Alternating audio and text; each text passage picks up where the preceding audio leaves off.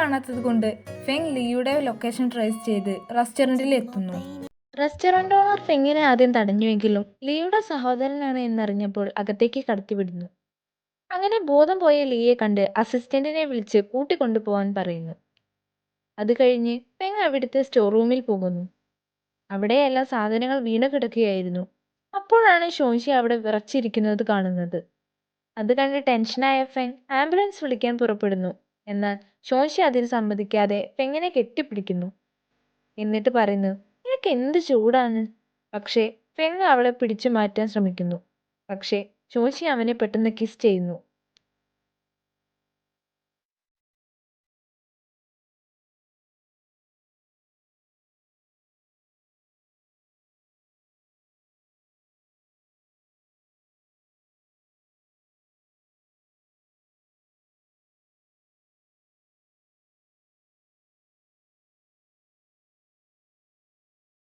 Feng അവനിൽ നിന്നും പിടിച്ചു മാറ്റാതെ നെഞ്ചോട് ചേർത്ത് പിടിച്ച് അവിടെ ഇരുന്ന് ഉറങ്ങുന്നു. അടുത്ത ദിവസം അവർ കണ്ണു തുറക്കുമ്പോൾ ഷോൻഷി പെട്ടെന്ന് ഞെട്ടിമാറുന്നു. അപ്പോൾ ഫെങ് അവളോട് ചോദിക്കും, നിനക്ക് ഇന്നലെ എന്താ അങ്ങനെ വിറക്കാനുള്ള കാരണം?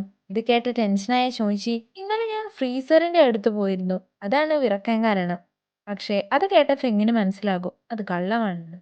അന്നേരം ഫെങ്ങിന് ഒരു കോൾ വരും. പിന്നെ അവൻ ഷോൻഷിയോട് പറയും, നീ ലീയിൽ നിന്ന് കുറച്ച് അകലം പാലിക്കണം. ഷോൻഷി പുറത്തേക്ക് ഇറങ്ങുന്ന സമയം ഓണർ അവളോട് സംസാരിച്ചുകൊണ്ട് ഫെങ്ങിന്റെയും അവളുടെയും ഫോട്ടോ കാണിച്ചു കൊടുക്കും. ഇത് കണ്ട് അവൾ ചിന്തിക്കാൻ തുടങ്ങും, ഇതെന്താ എന്റെ ശരീരം അത്രയും തണുപ്പ് പിടിച്ചിട്ടും അവനെങ്ങനെ അത് സഹിക്കാൻ പറ്റി? എന്നിട്ട് ആ ഫോട്ടോ അവൾ ഡിലീറ്റ് ചെയ്യുന്നു. അത് കണ്ട ഓണർ അവളോട് ദേഷ്യപ്പെടുന്നു.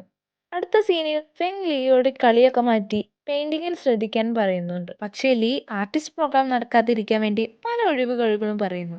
ഇത് കേട്ട് ദേഷ്യം വന്ന ഫെങ് അവനെ അടിക്കാൻ തുടങ്ങുന്നു. പിന്നീട് ഷോൻഷിയെയാണ് കാണിക്കുന്നത്. അവൾക്ക് ഫെങ്ങും തന്നെ പോലെ ഒരു ഏലിയൻ ആണോ എന്നറിയണം.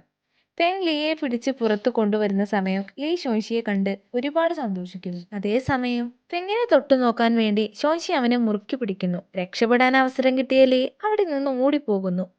ഷോൻഷിയിൽ നിന്നും രക്ഷപ്പെടാൻ ഫെങ് അവളെ പിടിച്ച് ഭിത്തിയോട് ചേർത്ത് നിർത്തുന്നു.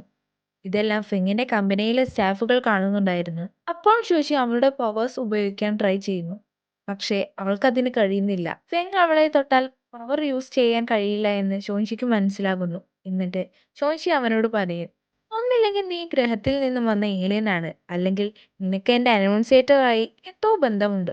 ഇത് കേട്ട ഫെങ്, നിന്റെ തലയ്ക്ക് വല്ല പ്രശ്നമുണ്ടോ? നീ ഇപ്പോഴും നിന്റെ ലോകത്താണ് ജീവിക്കുന്നത്. നീ ഒരു ഏലിയൻ ആണെന്നല്ലേ പറയുന്നത്? എന്നാ നീ നിന്റെ ഗ്രഹത്തേക്ക് തിരിച്ചു പൊക്കോ എന്നും പറഞ്ഞ് ഫെങ് അവിടെ നിന്ന് പോകുന്നു. അപ്പോൾ അടുത്ത ഭാഗം അടുത്ത വീഡിയോയിൽ പറയാം.